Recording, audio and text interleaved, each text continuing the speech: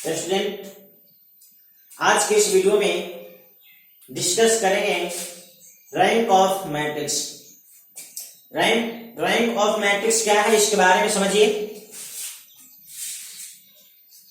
ए non zero real number R कोई एक non zero संख्या है जो शून्य नहीं है, is said to be rank of matrix A if there exists at least one minor of matrix A of order R is non-zero। मतलब matrix A में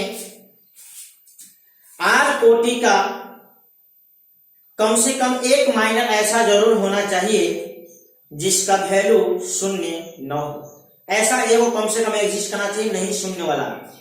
दूसरा, every minor of higher order, और आर कोटि से ऊपर का जितना भी माइनर हो वो सभी का वैल्यू शून्य होना चाहिए। इसी डिफिनीशन को हम दूसरे शब्दों में आपको समझा रहे। The rank of matrix is defined as the number of non zero linearly dependent column या रो, कॉलम हो या रो हो, वेक्टर इन मैट्रिक्स। मतलब कि मैट्रिक्स में जितने इंडिपेंडेंट रो का मतलब हुआ वैसा रो या कॉलम जिसके ऑल एलिमेंट्स शून्य न हो। वैसा रो और कॉलम का संख्या जिसके सभी सदस्य शून्य न हो, उनके संख्या को हम लोग कहते हैं रैंक ऑफ मैट्रिक्स। आप इसको नोट कर लीजिए, इसको इस पे एग्जांपल देते हैं और रैंक ऑफ मैट्रिक्स निकालने का क्या क्या तरीका होता है इसके बारे में डिस्कस कर रहे हैं। आप इसको पहले नोट कर, उसी बात को आप हिंदी में भी समझ लीजिए। हिंदी मीडियम विद्यार्थी आप लोग नोट कर लीजिएगा। माना कि ये कोई मैट्रिक्स है और ये जो n है, n एक प्राकृतिक संख्या है जिसको हम लोग मैट्रिक्स A का रैंक हिंदी हम लोग कोटि कहते हैं। तो मैट्रिक्स A का रैंक कहा जाता है यदि आयु A की n क्रम की कम से कम एक व्युत्क्रमणीय उप आयु विद्यमान हो। उप आयु मतलब वही होता है माइनर। तो मैट्रिक्स A का कम से कम एक माइनर ऐसा जरूर हो जिसका डिटरमिनेंट वैल्यू शून्य न हो, उसी को हम लोग कहते हैं व्युत्क्रमणीय। ठीक, व्युत्क्रमणीय आयु, तो वह व्युत्क्रमणीय उप आयु विद्यमान हो और एक क्रम से अधिक के जितने भी आपको माइनर हो उसी को हम लोग कह रहे हैं एक क्रम से अधिक क्रम की कोई भी व्युत्क्रमणीय उप आयु विद्यमान नहीं हो। एन ऑर्डर से जितने भी आपको हायर, एन से हायर ऑर्डर का जो भी आपका माइनर होगा उसका डिटरमिनेंट वैल्यू शून्य होना चाहिए और शून्य नहीं होना चाहिए। अगर माइनर वैल्यू आपका, डिटरमिनेंट वैल्यू आपका शून्य होगा तो आपका व्युत्क्रमणीय नहीं होगा, यानी व्युत्क्रमणीय नहीं होना चाहिए। इसको नोट कर लीजिए। एक बात और समझ लीजिए स्टूडेंट्स, रैंक ऑफ मैट्रिक्स क्या है, इसको हिंदी में हम लोग आयु की कोटि कहते हैं। आपको कोटि में मैच कर जाता है। ऑर्डर ऑफ मैट्रिक्स का भी आपको हिंदी होता है आयु की कोटि, इसलिए आप रैंक से ही ज्यादा स्पष्ट समझेंगे। तो ए कोई मैट्रिक्स है और n कोई एक, यहाँ पे n कोई एक प्राकृतिक संख्या है। इस n को हम लोग मैट्रिक्स का रैंक कह सकते हैं यदि मैट्रिक्स में n ऑर्डर के जितने भी आपको माइनर मतलब उप आयु, जितने भी उप आयु होंगे वो आपको व्युत्क्रमणीय होने, कम से कम एक व्युत्क्रमणीय होना चाहिए। व्युत्क्रमणीय मतलब उसका डिटरमिनेंट वैल्यू शून्य नहीं होना चाहिए, तथा n ऑर्डर से जितने भी हायर ऑर्डर का आपको माइनर होगा यानी उप आयु होगा, उस सभी का डिटरमिनेंट वैल्यू शून्य होना चाहिए, मतलब व्युत्क्रमणीय नहीं होना चाहिए। इस बात को आप लोग नोट कर लीजिए। इसके बाद हम एग्जांपल देखते हैं और रैंक कैसे निकालते हैं उसका तरीका देखते हैं। आप इसको नोट कर लीजिए। अगला है आपका method to find rank of matrix, यानी रैंक ऑफ मैट्रिक्स निकालने का मेथड क्या क्या है। तो पहला मेथड है माइनर मेथड, यानी उप सारणिक के प्रयोग से, उप सारणिक विधि द्वारा। दूसरा है using row and column operation method, यानी दूसरा रो और कॉलम के एलिमेंट्री ऑपरेशन जो होता है उसके द्वारा हम लोग इसको निकालते हैं। तीसरा है इचलन मेथड, तीसरा है आपका इचलन यानी सोपान विधि, जिसका हिंदी होता है सोपान विधि। और चौथा है कैनोनिकल फॉर्म या नॉर्मल फॉर्म। तो ये चार मेथड के द्वारा हम लोग रैंक ऑफ मैट्रिक्स को निकालते हैं। आप इसे नोट कर दीजिए, बारी बारी से हम एक एक मेथड को डिटेल में समझाते हैं, इसको नोट कर लीजिए। ये दो नोट देख लीजिए। Rank of any identity matrix IN is equal to its order. किसी आइडेंटिटी मैट्रिक्स का जो रैंक होता है उसके ऑर्डर के बराबर होता है। और दूसरा नोट में है rank of zero matrix is always zero. Zero matrix का जो रैंक होता है वो आपका जीरो होता है। जैसे एग्जांपल में समझ लीजिए, ये आपका 3 ऑर्डर का आइडेंटिटी मैट्रिक्स है, इसका रैंक क्या होगा, rank of I3 is equal to 3। इसी प्रकार से मान लीजिए 2 ऑर्डर का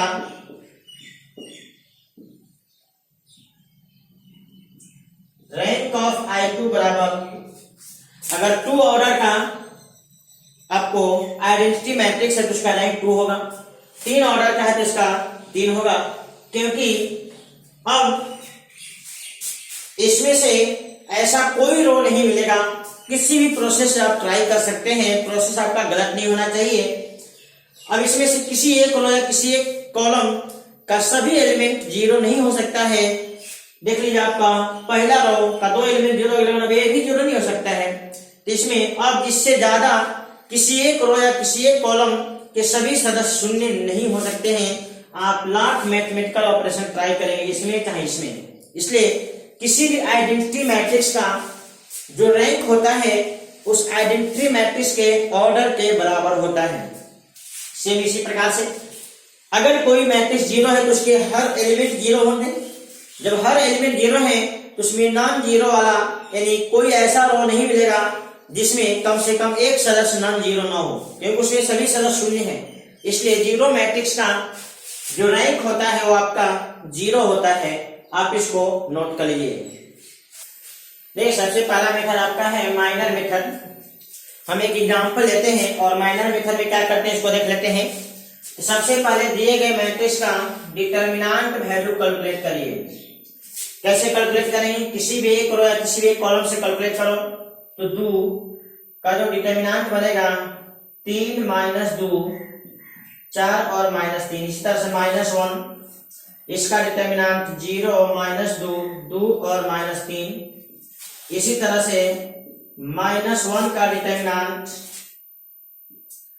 0 3 2 और 4। इस प्रकार से आप इसको देखिए थोड़ा, -9 में घटाना है -8, इधर -1 के लिए 0 में घटाना है -4 और इधर -1 के लिए 0 में घटाना है -6। कैलकुलेट करके देख लीजिए थोड़ा, ये +8 हो जाएगा और -9 -1 यानी -2। इधर देखिए माइनस माइनस प्लस और आगे माइनस है तो -4 और यहाँ माइनस माइनस प्लस 6 यानी मिला जुला के 0 आ गया। तो इसका डिटर्मिनेंट वैल्यू 0 हो गया। तो आपको हम प्रॉपर्टी में बताए हैं कि अगर किसी डिटर्मिनेंट का कोई भी एक रो या कोई भी एक कॉलम के सभी सदस्य शून्य हो तो उस डिटर्मिनेंट का वैल्यू 0 होता है। तो यहां से स्पष्ट हो गया डिटर्मिनेंट का वैल्यू 0 है, मतलब एक तो निश्चित हो गया किसी डिटर्मिनेंट में कम से कम एक रो या कम से कम एक कॉलम के सभी सदस्य शून्य होंगे। ऐसा 2 रो भी हो सकता है, ऐसा 2 कॉलम भी, लेकिन कम से कम एक रो या एक कॉलम होना निश्चित है। क्योंकि इस डिटरमिनेंट का वैल्यू शून्य है। अब अगला क्या करते हैं, अब कैसे पता चलेगा किसका रैंक क्या है? ये तो क्लियर है, इसका डिटरमिनेंट वैल्यू शून्य हो गया। अगर शून्य नहीं होता तो सीधे हम कहते हैं इसका डिटरमिनेंट, इसका जो रैंक है 3 होगा, क्योंकि इसका डिटरमिनेंट शून्य नहीं है, मतलब किसी एक रो या किसी एक कॉलम का सभी सदस्य शून्य नहीं है यहाँ पे। अगर होता तो डिटरमिनेंट वैल्यू शून्य होता, अगर शून्य नहीं होता तो इसका रैंक 3 कहते हैं, लेकिन शून्य है तो अब डाउट है कि इसका रैंक 2 भी हो सकता है, 1 भी हो सकता है, 0 भी हो सकता है। अब कैसे क्लियर होगा? जब इसका रैंक 3 नहीं है तो अब देखेंगे 2, यानी 2 ऑर्डर केस में जितने भी माइनर बनेंगे, यानी उपसारणी, हिंदी में उपसारणी कहते हैं, 2 ऑर्डर के जितने भी माइनर बनेंगे उन सभी माइनरों को जांच करेंगे। यदि सभी माइनरों में कम से कम एक माइनर भी अशून्य उसका वैल्यू हो जाता है, डिटरमिनेंट उसका मान, तो इसका ऑर्डर आपका, इसका जो रैंक है उसका 2 हो जाएगा। यदि 2 ऑर्डर के सभी माइनर का डिटरमिनेंट वैल्यू 0 हो जाता है तो फिर आपका इसका रैंक 2 भी नहीं हो सकता है। आप इसको जांच कर लीजिए, बहुत सिंपल सी बात है, आप कहीं भी जांच कर लीजिए। जैसे मान लिया आप यहीं पे जांच कर लेते हैं, सीधे दिख रहा है कि इसका माइनर वैल्यू 0 नहीं है। इस सभी जगह जांचना जरूरी नहीं है, बस आपको एक पता चल जाए कहीं एक जगह पे 2 ऑर्डर का जो माइनर है उसका वैल्यू 0 नहीं है, तो यह स्पष्ट हो जाए कि इसका रैंक 2 होगा। तो इसका रैंक जो होगा, रैंक ऑफ ए जो होगा ए 2 होगा। कारण इसका 3 नहीं हो सकता क्योंकि इसका डिटरमिनेंट वैल्यू 2 है और 0 है, और इसका रैंक 2 होगा क्योंकि 2 ऑर्डर का कम से कम एक माइनर जरूर यहां हमें दिखाई दे रहा है जिसका डिटरमिनेंट वैल्यू 0 नहीं है। ये है आपको माइनर मेथड में, इसको नोट कर लीजिए। इस तरह से बहुत सारे सवाल आप बना सकते हैं, आप इसको नोट कर लीजिए। मेथड नंबर 2, यहां पे हम इस मैट्रिक्स का जो रैंक है रो और कॉलम ऑपरेशन से हम निकालने जा रहे हैं। यहां गौर से देखिए, अगर इस सवाल को आप प्रीवियस मेथड से बनाने का प्रयास करेंगे तो सबसे पहले इसका डिटरमिनेंट निकालेंगे। संयोग से मान लो डिटरमिनेंट 0 हो जाता है तो आपको डाउट होगा कि इस डिटरमिनेंट में एक रो का सभी सदस्य 0 है कि 2 रो का सभी सदस्य 0 है कि 3 रो का सभी सदस्य 0 हो सकता है या चारों रो का सभी सदस्य 0 हो सकता है। तो थोड़ा ज्यादा ही कैलकुलेशन देखना पड़ जाएगा। हम रो और कॉलम ऑपरेशन से देख लेते हैं। आप गौर से यहां देखेंगे तो पहला और तीसरा रो दोनों सेम है और दूसरा और चौथा रो आपका सेम है, तो हम यहाँ पे ऑपरेशन कर देते हैं। R3 के जगह पे R3 minus R1 and R4 के जगह पे R4 माइनस R2। ये क्या हो जाएगा?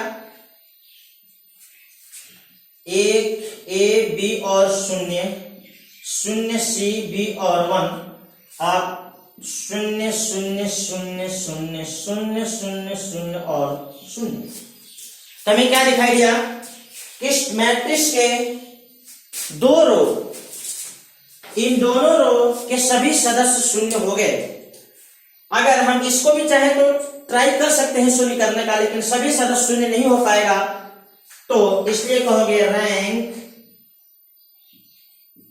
ऑफ ए बराबर 2, क्योंकि इस मैट्रिक्स में ऐसा 2 रो हमें दिखाई दिया जिसका सभी सदस्य 0 हो गया। बाकी 2 जो रो है इसके सभी सदस्य 0 नहीं है, तो ऐसे रो का संख्या जिसके सभी सदस्य 0 न हो वही आपका कहलाता है रैंक। तो आप इसको नोट कर लीजिए। अभी आपको बताए हैं रो एंड कॉलम ऑपरेशन के द्वारा, आप इसको नोट कर लीजिए। इस्लन मेथड में क्या किया जाता है कि हम एक रो का एलिमेंट का जो पहला सदस्य है उसको 1 बनाते हैं और इसका सहारा लेकर के उसके नीचे के सभी सदस्यों को हम 0 करते हैं। जैसे देख लीजिए, फर्स्ट रो का यहाँ पे जो फर्स्ट सदस्य है ये आपका 1 है। अगर 1 नहीं होता तो पहले इसको 1 बनाते, लेकिन यहाँ पे संयोग से 1 है तो एक स्टेप मेरा बच जाएगा। अगला स्टेप जो होगा, हम इन दोनों को शून्य बनाने के लिए लिखेंगे।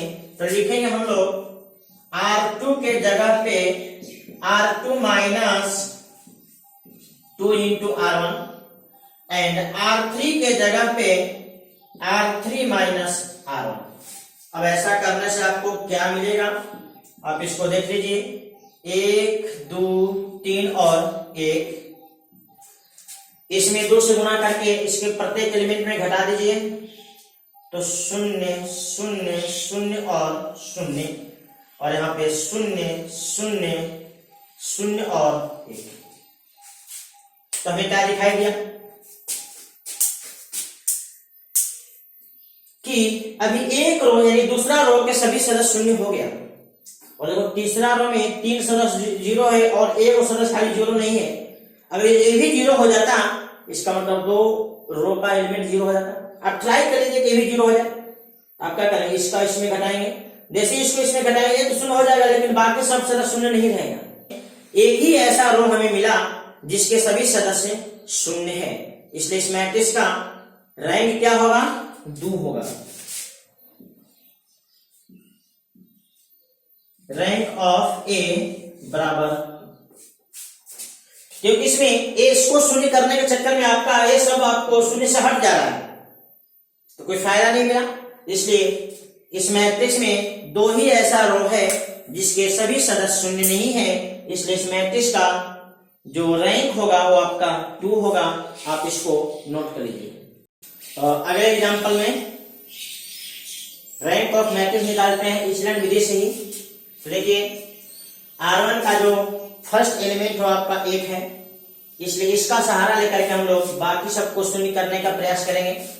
तो लिखेंगे यहाँ पे R2 के जगह पे R2 minus 2 into R1 and R3 के जगह पे R3 minus 3 into R1 and R4 के जगह पे R4 माइनस 6 इंटू R1। अब इस बात को यहां लिख लीजिए, 1 2 3 और 0 तो है ही। आप 2 से गुणा करके घटाते जाइए, तो 0 0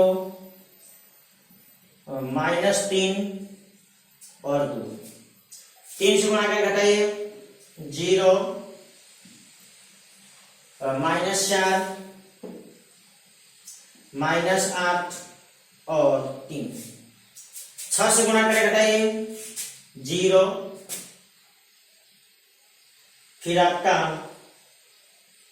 माइनस 4, फिर आपका माइनस 11 और फिर आपका 5। ये हो गया है आपका ये कैलकुलेशन, इसको नोट करिए। इसके बाद क्या करते हैं, देखिए जो दूसरा रो में है नीचे वाले से उसमें कुछ ज्यादा 0, इसलिए कैलकुलेशन को आसान करने के लिए थोड़ा उसको नीचे कर लेते हैं, इंटरचेंज कर लेते हैं। आप इसे लिख सकते हैं 1 2 3 0।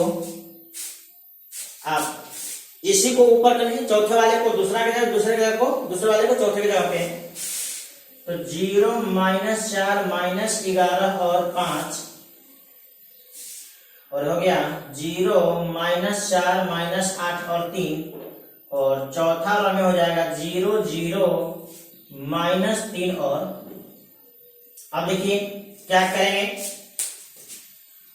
ये जो दूसरा रो है इसका पहला सदस्य तो 0 है, तो 0 के बाद जो सदस्य होना चाहिए उसको 1 होना चाहिए, जबकि 1 नहीं है। जबकि 1 नहीं है तो हम क्या करेंगे, इसको 1 बनाएंगे। तो 1 बनाने का तरीका वही है, जिस सदस्य को 1 बनाना होता है उसके रो में उसी संख्या से भागा दे दीजिए। तो हम यहाँ पे अगला प्रोसेस लिख देंगे, R2 के जगह पे R2 बटा में -4। तो अब उस नियम को लिख लीजिए। अब इसका रिजल्ट देखिए, तो रिजल्ट हो जाएगा आपका 1 2 3 और 0। देखिए पहला रो में कोई चेंजिंग नहीं, दूसरे रो में -4 से भागा दे दीजिए, तो 0 1 11/4 और 5 -5/4 और बाकी रो आप सेम टू सेम उठा दीजिए तो 0 -4 -8 3 0 0 -3 और अब देखिए इस एक लाने से हमें फायदा क्या मिलेगा, उसके नीचे के जितने भी सदस्य हैं इन सभी को हम शून्य बनाएंगे। इन सभी को हम इस 1 लाने के बाद इसके नीचे के सभी सदस्य को हम शून्य करने का प्रयास करें। देखिए एक सदस्य शून्य पहले से है, इसको शून्य करने का प्रयास करिए। आप लिखेंगे नियम उसके लिए R3 के जगह पे R3 प्लस 4 गुणे R2 -4 से गुणा करके घटा सकते हैं, 4 से गुणा करके जोड़ेंगे, दोनों स्थिति में आपका शून्य हो जाएगा। तो इसका कैलकुलेशन कर लीजिए 1 2 3 और 0 0 1 11/4 -5/4 आप कैलकुलेट करिए 0 0 इसमें 4 से गुणा करना है तो 11 हो जाएगा और जोड़िए तो 3 और इसमें -2 नीचे वाले को लिख दीजिए, कैलकुलेशन नहीं है। अब अगला स्टेप में इसको नोट कर लीजिए, अगला स्टेप आपको हम करके दिखला रहे हैं, इतना पहले आप नोट कर लीजिए। अगर इन दोनों रो को जोड़ के कहीं एक जगह लिख दें तो आपके सभी सदस्य शून्य हो जाएंगे। हम यहाँ पे नियम लिख देते हैं R4 के जगह पे R4 प्लस R3। यहाँ गौर से देखिए क्या हो गया 1 2 3 0 0 1 11/4 -5/4 0 0 3 और -2 0 0 0 और अब गौर से देखिए इस चौथे रो का सभी सदस्य शून्य हो गया। तो सबसे पहले क्या किए R1 का पहला एलिमेंट 1 बना, अगले बार में R2 का दूसरा सदस्य 1 बना, अब R3 का तीसरा सदस्य जो 1 नहीं है इसको 1 बनाएंगे। तो हम क्या करते हैं इसको 3 से भागा देते हैं, R3 को 3 से डिवाइड कर देते हैं तो आपका मिलेगा ये R1 R2 और R4 एक तीनों सेम रहेगा 1 2 3 और 0 0 1 11/4 और -5/4 0 0 1 -2/3 0 0 0 और देखिए यही आपका है मैट्रिक्स का इचलन फॉर्म। इचलन फॉर्म मतलब सोपान रूप। अब देखिए इस सोपान रूप में आने के बाद हमें एक रो ऐसा दिखाई दिया जिसका सभी सदस्य शून्य है और 3 रो ऐसा दिखाई दिया जिसका सभी सदस्य शून्य नहीं है। इसलिए इस मैट्रिक्स का जो ऑर्डर होगा, ऑर्डर नहीं जो रैंक होगा वो आपका 3 होगा। तो इसलिए रैंक ऑफ जो मैट्रिक्स ए है आपका 3 है। आप इसको नोट कर लीजिए। ये तो रैंक ऑफ मैट्रिक्स 3 हो गया। इसके बाद भी आपको कभी कभी एक टर्म का यूज किया जाता है और उस पर सवाल पूछा जाता है nullity of matrix. Nullity of matrix क्या है? तो आपको स्क्वायर मैट्रिक्स में बताया जाता है। नलिटी ऑफ मैट्रिक्स का मतलब हुआ स्क्वायर मैट्रिक्स में ऐसे कितने रो हैं जिनके सभी सदस्य शून्य हैं। तो आप कैसे निकालेंगे? देखिए इसमें एक रो ऐसा दिखाई दे रहा है जिसका सभी सदस्य शून्य है, तो आप इसका बताएंगे कि जो इसका नॉलिटी है 1 है। मतलब नॉलिटी ऑफ मैट्रिक्स कैसे निकलेगा? तो order of matrix minus rank of matrix. Order of matrix minus rank of matrix. Matrix के ऑर्डर में मैट्रिक्स का रैंक घटा दीजिए, जो वैल्यू आएगा वो आपको कहलाएगा नलिटी ऑफ मैट्रिक्स। यानी यहाँ पे यही आपका है मैट्रिक्स का ऑर्डर 4 था और इसका रैंक 3 निकला, इसलिए इसका रिजल्ट हो गया 1।